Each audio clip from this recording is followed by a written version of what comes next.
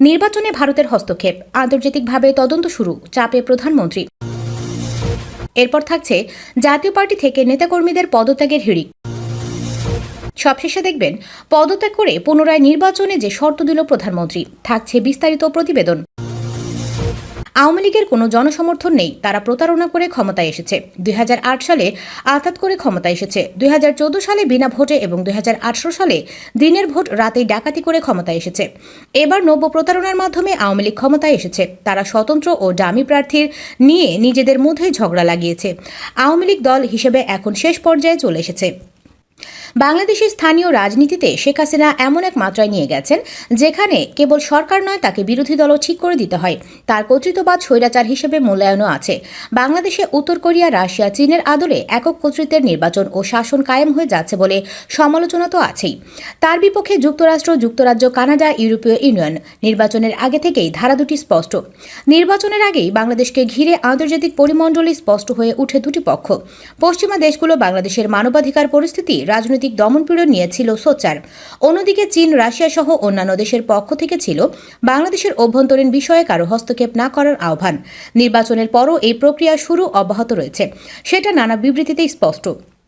জাতীয় পার্টির chairman GM কাদের এবং মহাসচিব মুজিবুল হক চুন্নুর নেতৃত্বে অনাস্থা জানিয়ে ঢাকা মহানগরের 10 থানার 671 জন নেতা পদত্যাগ করছেন। সেই সঙ্গে নতুন করে জাতীয় পার্টি ব্র্যাকেটবন্দি করার ইঙ্গিত দেওয়া হয়। বৃহস্পতিবার ঢাকা মহানগর উত্তরের বহিষ্কৃত আহ্বায়ক শফিকুল ইসলাম সেন্টুর নেতৃত্বে এই গণপদত্যাগ কর্মসূচি চলছে। সভা শেষে নেতাকর্মীরা চেয়ারম্যান ও মহাসচিবের বিরুদ্ধে নানা স্লোগান দেন। ঢাকায় ইউরোপীয় ইউনিয়নের কর্মকর্তারা বলেছেন, মানবাধিকার ও পরিবেশ সুরক্ষায় বাংলাদেশকে ডিউ ডিলিজেন্স বা নিয়মকানুন যথাযথভাবে পালন করতে হবে। নিয়ম না মানলে নিষেধাজ্ঞা ও জরিমানার মাধ্যমে সংশ্লিষ্ট প্রতিষ্ঠানগুলোর সঙ্গে সম্পর্ক ত্যাগের জন্য ব্র্যান্ডগুলোকে বাধ্য করা হবে। মানবাধিকার ও পরিবেশ সুরক্ষার মতো বিষয়গুলো মানতে একগুচ্ছ নিয়মকানুন তৈরি করছে ইউরোপীয় ইউনিয়নের সদস্য দেশগুলো। নিয়ম না মানলে উৎপাদক, ক্রেতা ও ব্র্যান্ড যে কাউকে দেওয়া হতে পারে নিষেধাজ্ঞা, যা আরোপ করা যেতে পারে বড় ধরনের জরিমানা।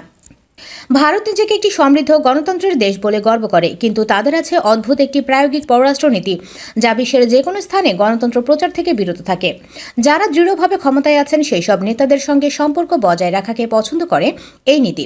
এই ধরনের কর্তৃপক্ষের সঙ্গে শক্তিশালী দ্বিপক্ষীয় সম্পর্কের মাধ্যমে নয়াদিল্লি বিশ্বাস করে যে ভারতের কৌশলগত লক্ষ্য পূরণের জোর সম্ভাবনা আছে, যদিও তা অস্পষ্ট।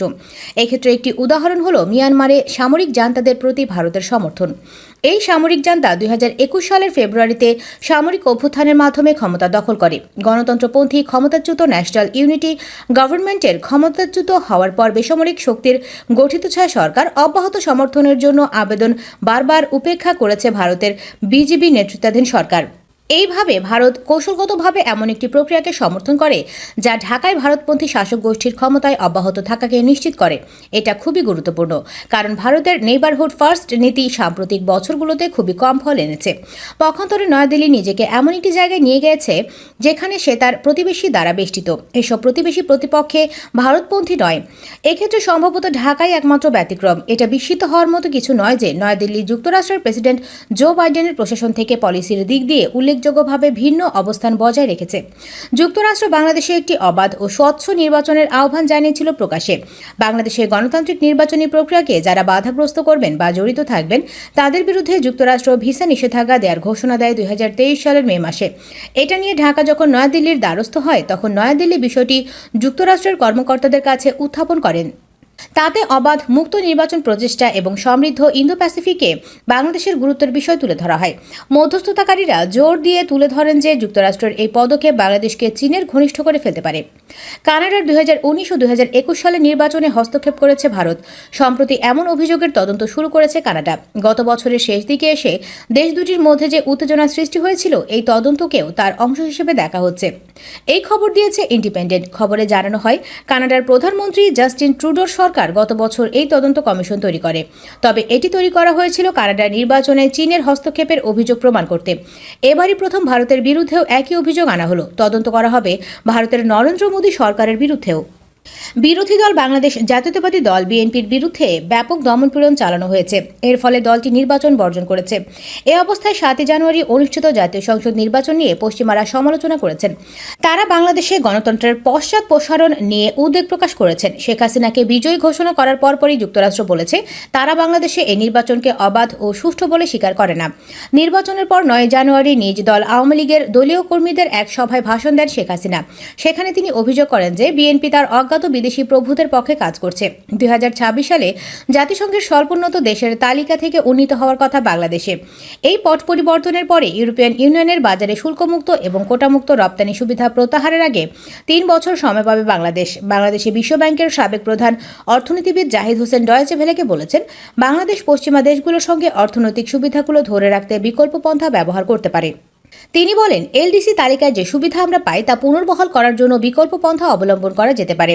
তাৎক্ষণিকভাবে বাংলাদেশ যদি একটি মুক্ত বাণিজ্য চুক্তি অথবা অর্থনৈতিক জোটে প্রবেশ করে তাহলে সহজেই সে এসব জোটের বাজারে প্রবেশ করতে পারবে। বাংলাদেশের নতুন পররাষ্ট্রমন্ত্রী ডক্টর হাসান মাহমুদ ইউরোপিয়ান দেশগুলোর সঙ্গে ইতিবাচক সম্পর্কের জন্য তিনি পরিচিত।